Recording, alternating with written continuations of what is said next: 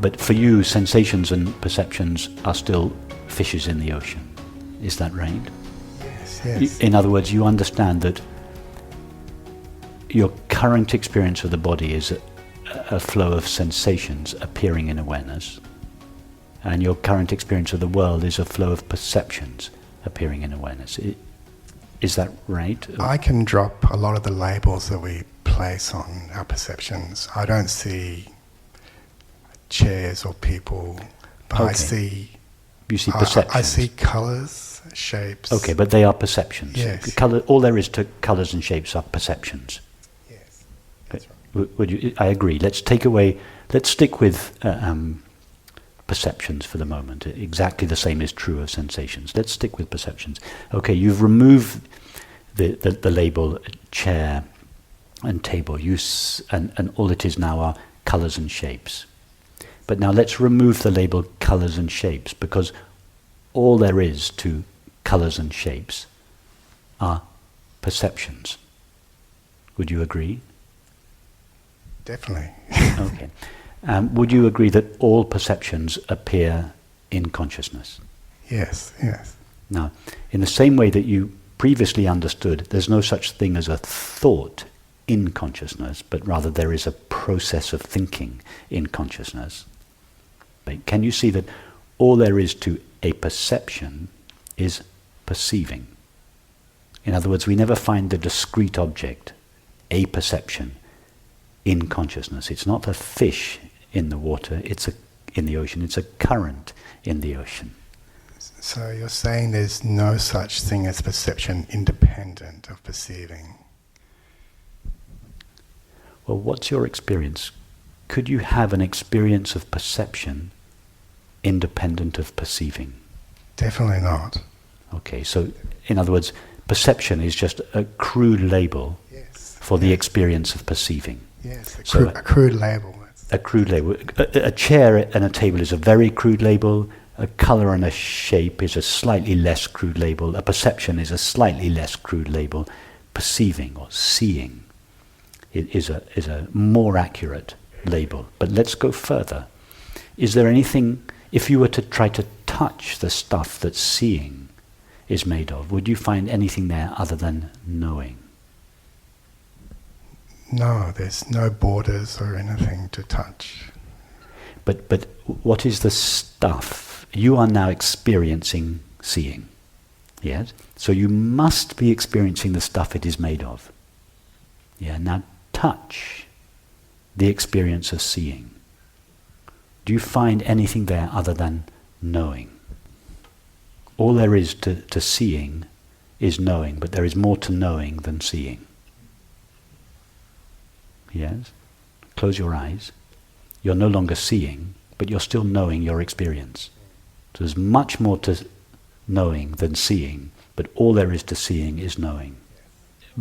So seeing is like a temporary colouring of knowing. Knowing is present now in the form of seeing, yes?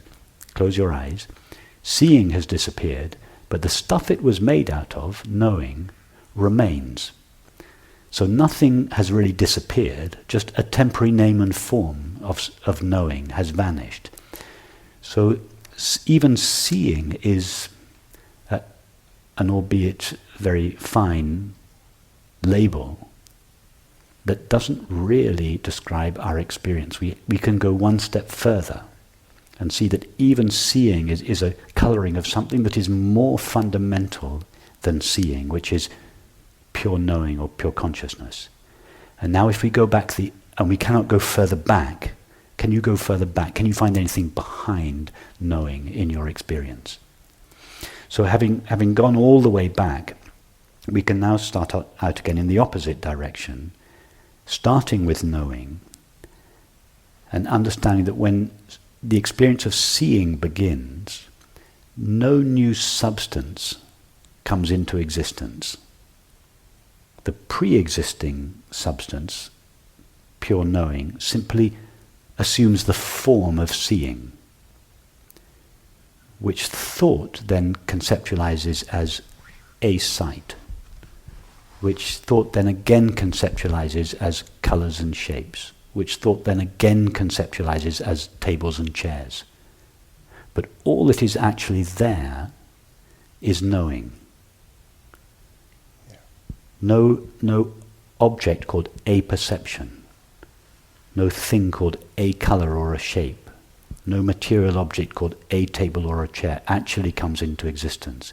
It's all a modulation or a coloring or the activity of pure knowing.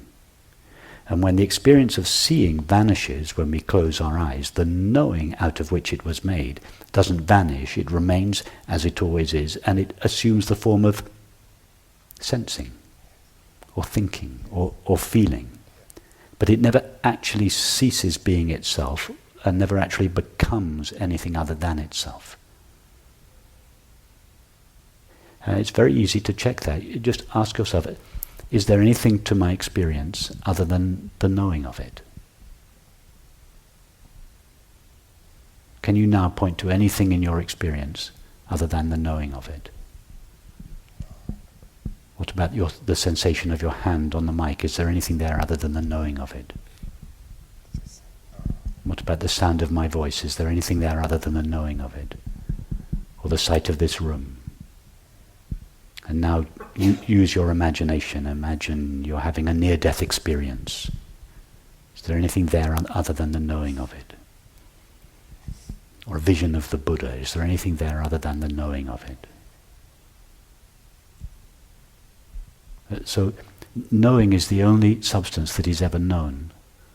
And it is knowing that knows this knowing. So being a single indivisible field, there is nothing in this knowing with which this knowing could be divided into parts.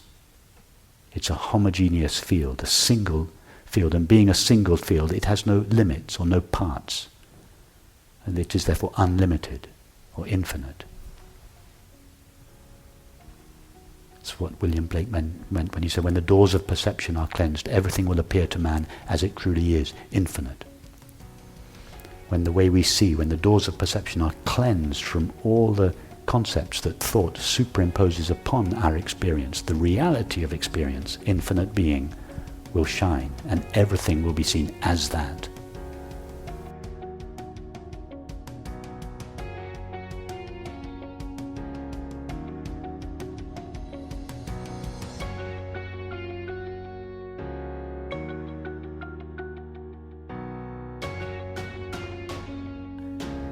Try to know something objective that you don't know either through conception or perception. I think my problem is when you say, like, you try. And so it feels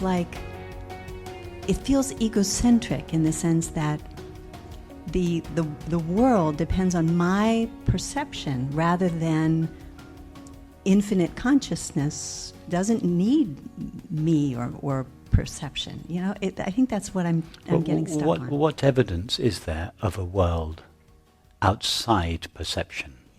Yeah, I know that. You see. Let's say there are 7 billion people. Let's imagine they're all awake now. So let's imagine there are 7 billion perceptions taking place. Now, the conventional view is that inside each of those people there is a little parcel of consciousness. And that consciousness is looking out through the eyes in the form of perception and seeing the same world. So the conventional view is that there is 7 billion consciousnesses, all taking the shape of perception and seeing one world. Yes? That's the normal view. It's the founding principle of our world culture. But strangely, nobody's ever found that one world. What do you mean by that? Just exactly what I say. Nobody has ever found this shared world.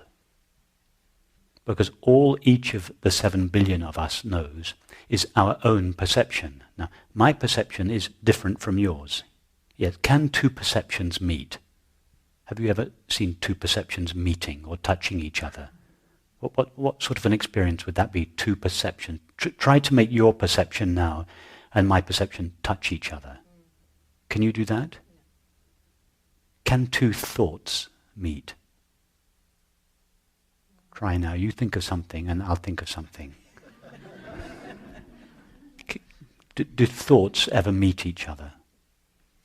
Do they ever touch each other? Let's go back to 7 billion people, each with their own parcel of consciousness inside their heads, looking out in the form of perception through their eyes and seeing the shared world. 7 billion consciousnesses viewing one world. Yeah? It's the founding principle of our culture. So, what is your experience of that shared world? Have you ever found the world that is independent of your perception? Has anybody ever found it? Could anybody ever find it? In what form would you find the world outside your perception of it? How would it appear to you? No. Nobody has ever or could ever find this world outside perception, and yet we presume that it is there.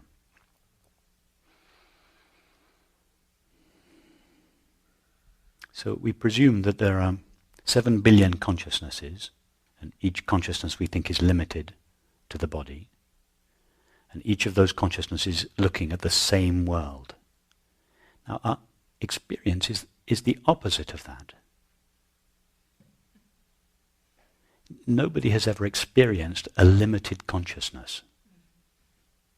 So the fact that there are 7 billion consciousnesses is a presumption. In order for there to be 7 billion consciousnesses, or let's just say 2 consciousnesses, yours and mine, we would both have to be able to see the end of our consciousness. My consciousness ends there, and yours begins just outside mine. Have you ever found an edge to your consciousness? Has anybody ever found a limit to their consciousness?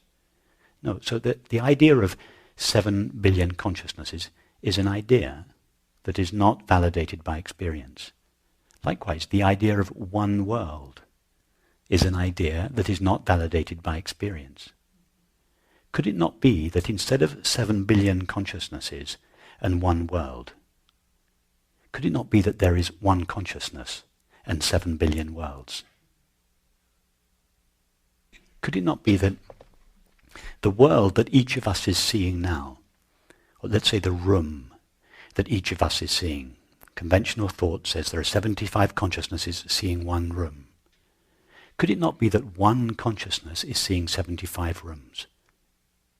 That 75 rooms are arising out of the same consciousness.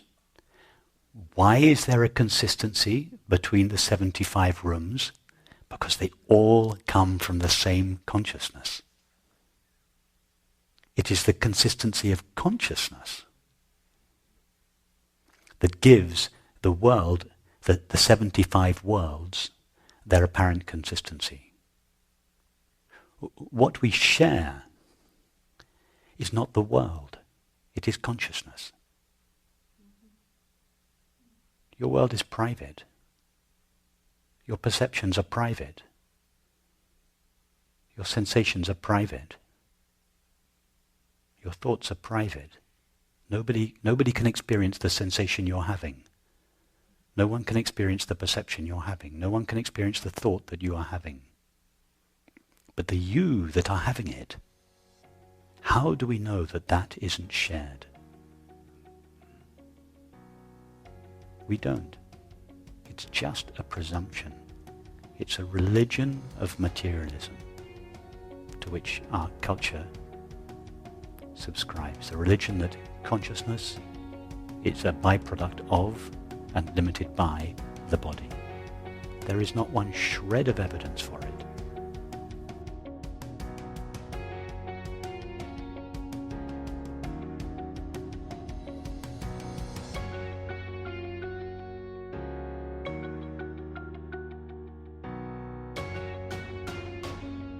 Are there 75 Ruperts that we're all perceiving? Yes. So that's what blows my mind. It's like That's good. your existence depends on my perception, or your existence. See, that's what drives me nuts. You see, you think that I, Rupert, this body, has existence. Objects don't have existence. That's what our culture believes. Our culture believes that every object has its own existence. Objects don't have existence. Existence is not a byproduct or a quality of the object. Existence has objects. Objects don't have existence. So we think, in conventional thought, thinks that there are trillions of objects that have existence. In other words, we think that existence is something that can be divided up, parceled out to different objects, and each object has their own little bit of existence. This has a very little bit of existence, and this room has a bit more of existence, and America has even more, and the world has even more. But existence or being is not something that can be parceled up. Existence cannot be divided. It's like space, relatively speaking. It's not something that can be divided up. It is because we put the object first rather than consciousness first. We think there is the object first, and consciousness appears later as a byproduct of that object, and then views that object. In other words, there is the world first, and then the body, and then the brain, and then the mind, and finally, at the last minute, something called consciousness appears. And that consciousness comes and goes, and that the world always exists, independent of consciousness. But that is just not our experience. There is no evidence for it. Consciousness is our primary experience. Before it's possible to have an experience of anything, I must be both present and conscious or aware. We should put consciousness first. Everything else is downstream of consciousness. Everything else comes after consciousness. Because that is our experience. I'm not talking about beliefs or ideas or theories. I'm just talking simple experience. In order to experience anything, you must first have two qualities. You must be present and you must be aware. That's what you essentially are, present and aware. That is being and knowing. In other words, awareness. That awareness can't be divided up. Everything arises in that awareness. But awareness itself can't be parceled up. And awareness is present. Yes, it has existence. Awareness is. I am aware. I am. That is, I am present. I have being. I have existence. And the I that I am is aware. So these two qualities, being or existence, I am. In order to experience anything, I must first be present. I am. There is being. And the I that I am is aware. Those two qualities, to be and to know, must be present before you can know a thought or a world or a feeling or a sensation or an anything. So put awareness first. Why? Because it's your primary experience. And see that nothing that appears in awareness divides awareness. Isn't that your experience? Have you, awareness, ever been divided by a thought, sensation, or a perception? Or is your awareness always whole? Could it ever be broken? Could you try? Could you have an experience that would break or fragment awareness? Imagine an experience. Could anything fragment the awareness that knows it? It's indestructible. Not because it's so strong, but because it's so empty. There's nothing there, objective, to be broken. Everything that arises in awareness, and our entire experience arises in awareness. Is that clear to you? So there is no evidence,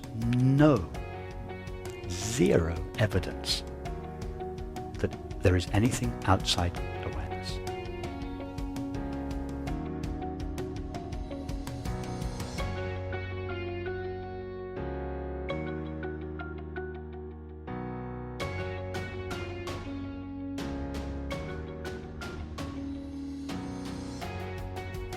See, that all makes sense to me. It's the thing that you said, I think this morning or yesterday, that through perception, so one of those characters, let's say he was awakened or knew about awareness, and, Yes. and through perception, the world comes into existence. Well, no, it's not, you see, you're imagining that we perceive the world.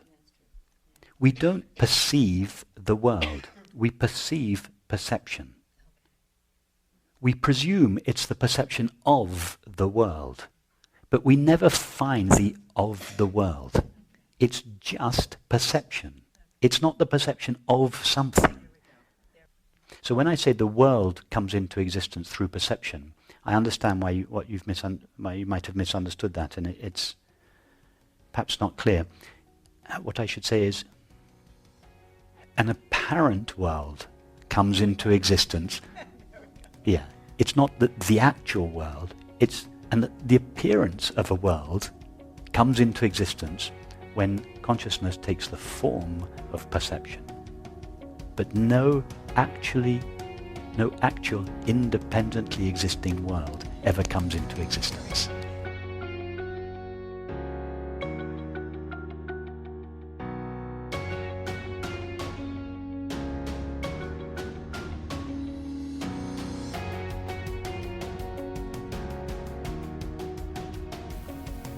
I mean, I've already seen over the years how my awareness that everything is impermanent, how that has completely affected and changed my relationships and world around me. So I suppose it's making that next leap of dissolving even that impermanence, I suppose. Everything is impermanence when you look at it from the outside. When you just see the movie, you can say everything that appears in the movie disappears.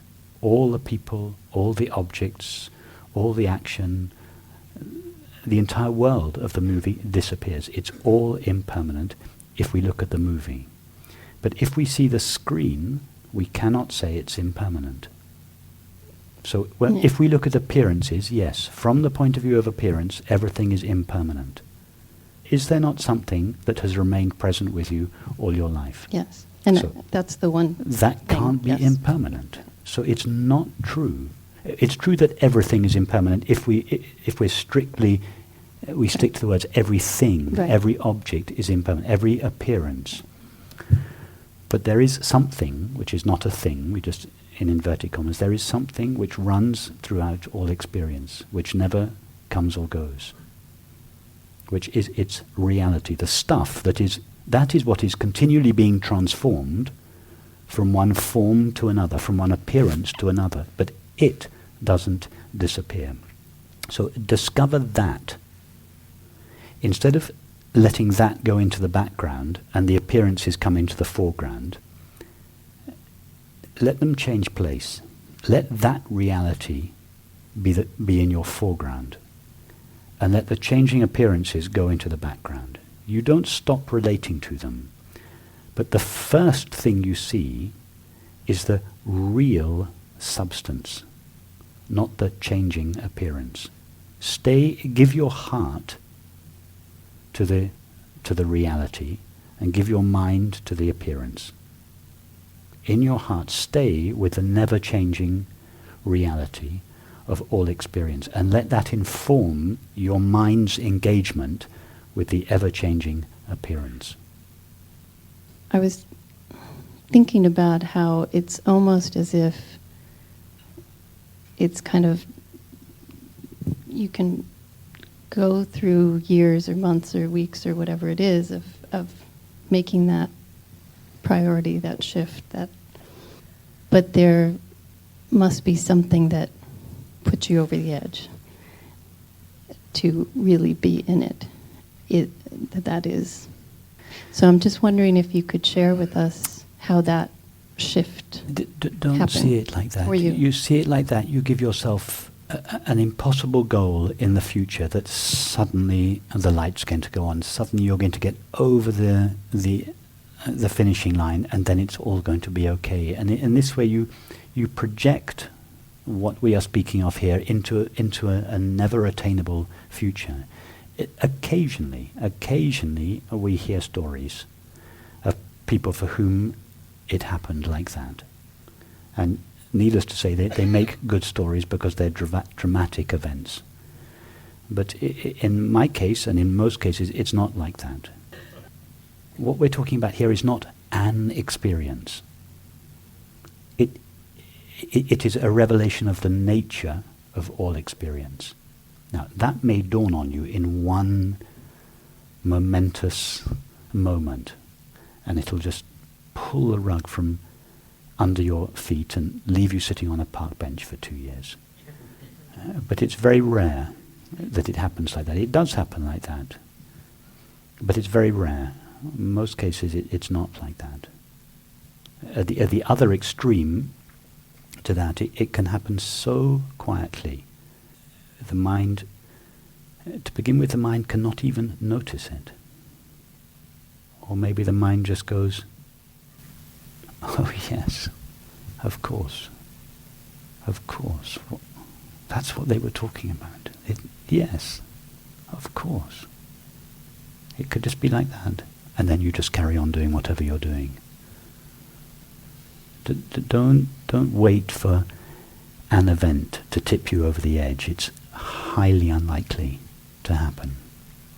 Take your current experience, whatever it is, and just don't just relate to a temporary, fleeting appearance. Feel the reality behind it. And because you are part of what you are seeing, the reality behind that is the reality behind this. In other words, what is essential in yourself must be what is essential out there. Because your body, is made out of that stuff. All the ideas in your mind came out of this mind bank out there. It was fed into you as a small girl and continuously fed into you. So whatever your essence is the same as that essence out there. Call it what you want, mind, matter, or awareness. It doesn't matter. The important thing is to feel what I essentially am in my heart is what it essentially is, and relate to it as such. That doesn't mean to say that you lose the ability to relate to fleeting appearances. Not at all. You can still play with fleeting appearances. You can still relate to them, but in your heart you know that what they really are is not a fleeting appearance. It is this substantial reality which is the same as the reality of myself. And you know what the innermost reality of yourself is. Pure being, pure aware being. Now, if that is the reality of yourself, and you are made out of all this stuff, then that must be the reality of all of that. So whichever way you go, you can take the materialist path, you can take the spiritual path. You take both of them far enough, they end up in the same place.